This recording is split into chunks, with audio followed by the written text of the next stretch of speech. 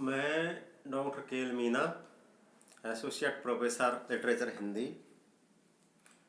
राजेश पायलट राजकीय स्नातकोत्तर महाविद्यालय लालसोट, जिला दौसा। सबसे पहले तो प्रिय विद्यार्थी, इस प्रोग्राम में आप सभी का हार्दिक अभिनंदन, हार्दिक स्वागत। और आज जो टॉपिक है प्रिय विद्यार्थियों, बीए पार्ट थर्ड प्रथम प्रश्न पत्र लिटरेचर हिंदी, राष्ट्रीय कवि मैथिली शरण गुप्त यशोधरा का व्याख्या भाग या यशोधरा काव्य से उद्धृत उसका व्याख्या भाग। उससे पहले प्रिय विद्यार्थियों, मैथिली शरण गुप्त के परिप्रेक्ष्य संबंध में कहा जाए तो राष्ट्रीय कवि मैथिली शरण गुप्त गांधीवादी मानवतावादी आस्था से संबंधित विचार रखते थे। राष्ट्रीय कवि मैथिली शरण गुप्त जी सुधारवादी आंदोलन के साथ साथ गांधी जी से अधिक प्रभावित थे। सुधारवादी आंदोलन के साथ साथ मतलब अंग्रेजों का जमाना था, स्वतंत्र भारत के लिए क्रांतिकारी स्वतंत्रता सेनानी अंग्रेजों के को भगाने के लिए क्या कि तन मन से कोशिश कर रहे थे। तो उस आंदोलन को देखकर क्या कि एक तरह से राष्ट्रीय कवि मैथिली शरण गुप्त देश के राष्ट्रपिता महात्मा गांधी से अधिक प्रभावित थे। इस कारण उनकी रचनाओं में गांधीवादी चिंतन का पर्याप्त समावेश हुआ है। उन्होंने जनसाधारण का कल्याण करना, कल्याण की भावना, परोपकार की भावना, जनहित या लोकहित की भावना और लोक मंगल का प्रसार करना, सत्कर्म की प्रेरणा प्रदान करना और सादा जीवन उच्च विचार का आचरण करना आदि पर अत्यधिक बल दिया है।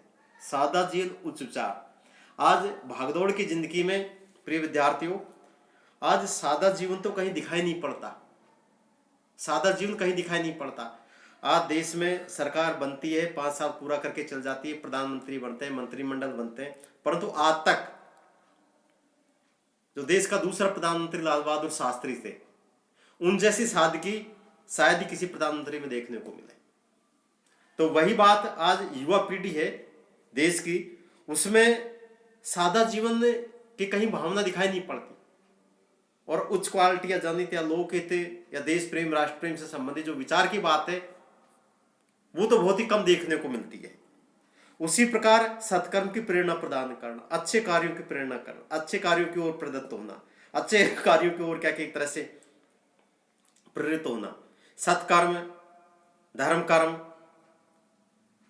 भारतीय सभ्यता और संस्कृति को जीवित रखना या बड़े बूढ़ों की सेवा या आध्यात्मिकता का पाठ पढ़ना, ईश्वरत्व देवत्व की बात करना, ये आज क्या कि बिल्कुल ही दूर दूर तक दिखाई नहीं पड़ती है, तो वो नहीं के समान।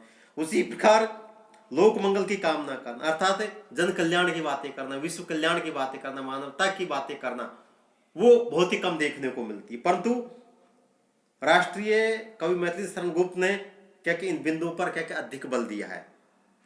इसी के साथ साथ साकेत महाकाव्य में गुप्त जी ने गांधीवादी तथा मानवतावादी चिंतन एवं आस्था को सशक्त अभिव्यक्ति दी है, सशक्त अभिव्यक्ति। इस संबंध में वनवासी राम का से संबंधित एक कथन देखिए आप, पर जो मेरा गुण कर्म स्वभाव धरेंगे वे औरों को भी तार पार उतरेंगे। वन में निज साधन सुलभ धर्म से होगा, जब मन से होगा तब न कर्म से होगा। संदेश यहाँ मैं नहीं स्वर्ग का लाया, इस भूतल को ही स्वर्ग बनाने आया। कितना अच्छा परिप्रेक्ष्य, कितना अच्छे क्या कि लाइन, कितनी अच्छी पंक्तियां हैं। उसी प्रकार आगे चलिए आप, गांधी जी ने जिस रामराज्य की आदर्श कल्पना की थी और जिस विश्व मानवता का उद्घोष किया था, गुप्त जी ने उसका पूर्णतः समर्थन किया है। कि गांधी जी ने जिस रामराज्य के आदर्श की कल्पना की थी, जिस विश्व मानवता का उद्घोष किया है, गुप्त जी ने उसका पूर्णतः समर्थन किया है और अपनी रचनाओं में अनेक स्थलों पर विश्व बंधुत्व की मानवतावादी आस्था व्यक्त की है। इसी प्रकार राष्ट्रीय कवि मैथिली शरण गुप्त ने वैष्णव संस्कार, गुप्त जी को बचपन से ही वैष्णव संस्कार मिले थे। वैष्णव संस्कार से प्राय मतलब श्री हरि से संबंधित संस्कार मिले। वे राम राज्य की कल्पना के पक्षधर और राम भक्त कवि थे। हिंदू धर्म में श्री हरि विष्णु, फिर उसके अवतार भगवान राम, फिर उसके अवतार भगवान कृष्ण। तो वैष्णव संस्कार का अच्छा प्रभाव पड़ा। अपने वैष्णव संस्कार के कारण वे अति उदार और सहिष्णु प्रवृत्ति के थे। इसी कारण उनकी रचनाओं में हिंदू संस्कृति और भारतीय दर्शन का गायन होने पर भी ईसाई और इस्लाम धर्म के प्रति उदार दृष्टिकोण व्यक्त हुआ है। उनकी विशेषता गुरुकुल तथा काबा और करबला रचनाओं में देखी जा सकती है। गुप्त जी वर्णाश्रम व्यवस्था के पक्षधर थे। शील, सदाचार और आदर संस्कार उनके लिए ग्राही रहे। फलस्वरूप उनकी रचनाओं में अनेक आदर्शों की प्रतिष्ठा भी दिखाई देती है। साकेत महाकाव्य में गुप्त जी ने के वैष्णव संस्कार प्रमुख रूप से मुखरित हुए हैं। जैसे मिसाल के तौर पर, मैं आर्यों का आदर्श बताने आया, जन सम्मुख धन को तुच्छ बताने आया, सुख शांति हेतु में क्रांति मचाने आया। अर्थात वैष्णव संस्कारों की आस्था तथा मानवतावादी चिंतक होने से गुप्त जी ने मानव समानता की अभिव्यक्ति भी की है। उन्होंने श्री राम के माध्यम से मानव समाज में समानता के अधिकारों की बात की है। उन्होंने श्री राम के माध्यम से मानव समाज में समानता के अधिकारों की बात की, अर्थात सबको समानता मिलनी चाहिए, सबको अधिकार मिलने चाहिए। ये नहीं आज क्या कि इस भागदौड़ की जिंदगी में कि पैसे पैसे वाला होता जा रहा है और गरीब गरीब होते जा रहा है ना। सबको समान दृष्टिकोण। सरकार की जितनी योजना है वो आम तबके तक पहुंचे, गरीब आदमी तक पहुंचे, जमी तक पहुंचे। पर आज योजनाएं लागू होती है और लागू होने से पहले पूरी तरह से इम्प्लीमेंट क्रियान्वित होने से पहले ही क्या एक तरह से पूरी फ्लॉप हो जाती है, अर्थात क्या कि फिसलती नजर आती है, टूटती नजर आती है। उसका लाभ आम जनता को नहीं मिल पाता, चुनिंदा लोगों को क्या कि उसका लाभ मिल पाता है। उसी हिसाब से आगे देखिए, निज रक्षा का अधिकार रहे जन जन को, सबकी सुविधा का भार किंतु शासन को।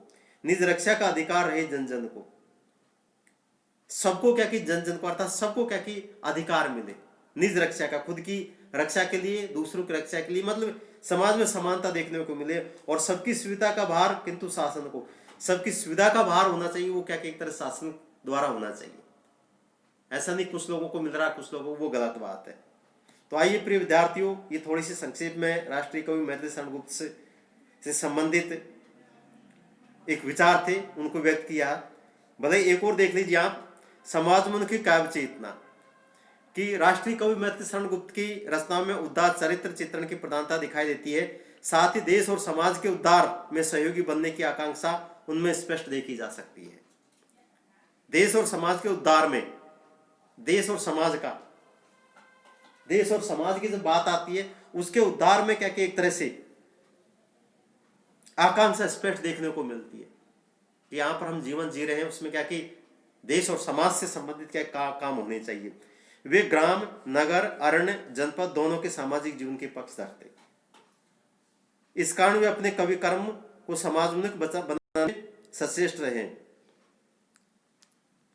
गुप्त जी ने नहुस, किसान, प्रदक्षिणा, झनकार, जय भारत आदि रचनाओं में अपनी समाजोन्मुखी काव्य चेतना को सशक्त अभिव्यक्ति प्रदान की तथा राजा प्रजा की सहभागिता को समाजोन्नति के लिए परमावश्यक बतलाया। तो आइए प्रिय विद्यार्थियों, ज़्यादा समय नहीं लेकर और मैं मैथिली शरण गुप्त का जो व्याख्या भाग यशोधरा का संबंधित है उसको मैं पढ़ता हूँ। उसके कठिन शब्दार्थ, फिर प्रसंग, व्याख्या और विशेष। देख कराल काल सा जिसको, कांप उठे सब भय से, गिरे प्रतिद्वंदी नंदार्जुन नागदत्त जिस हैसे, वही तुरंग पालित कुरंग सा नत हो गया विनय से, क्यों न गूंजती रंगभूमि फिर उनके जय जय जय से, निकला वहां कौन उन जैसा प्रबल पराक्रमीकारी, आर्यपुत्र दे चुके परीक्षा अब है मेरी बारी। कठिन शब्दार्थ देखिए आप। कराल का प्राय भयानक, प्रतिद्वंदी का प्राय विरोधी, तुरंग का प्राय घोड़ा, कुरंग का प्राय मृग, रंगभूमि का प्राय प्रतियोगिता स्थल। प्रस्तुत अवतरण राष्ट्रीय कवि मैथिली शरण गुप्त द्वारा रचित यशोधरा काव्य से उद्धृत है। पति के निष्क्रमण करने के बाद यशोधरा मानते कि पति ने अपनी धीरता वीरता का परिचय दिया है, परंतु मुझे कठोर जीवनचर्या अपनाने की परीक्षा दे दी है, देनी है। व्याख्या भाग। यशोधरा कहती कि प्रतियोगिता स्थल पर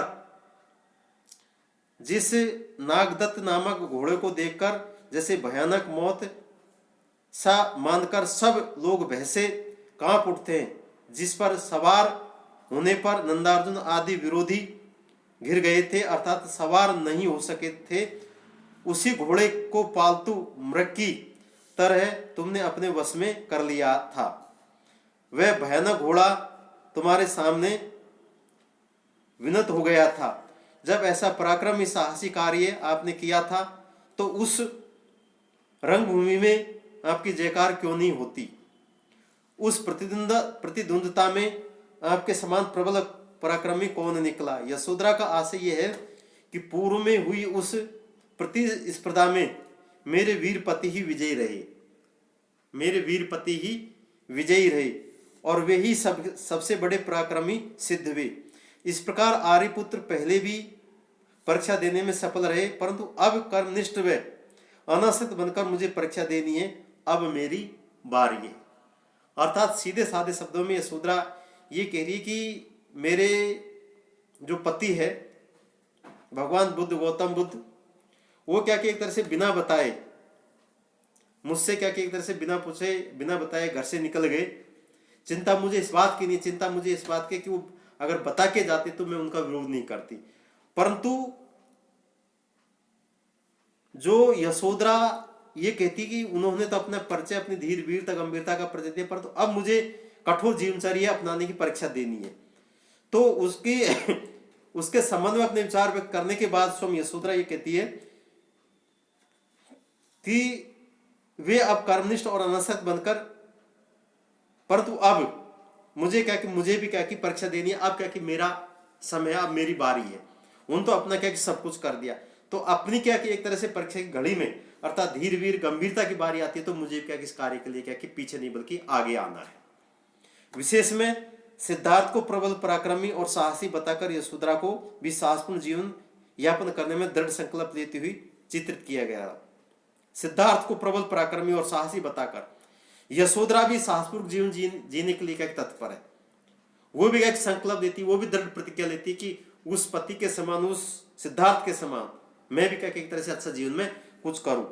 भाव तत्संप्रदान है, अनुप्रास अलंकार है, उपमा अलंकार है, आक्षेप अलंकार है, तथा गीत की लयबद्धता का निर्वाह वो है। थैंक्स प्रिय विद्यार्थियों।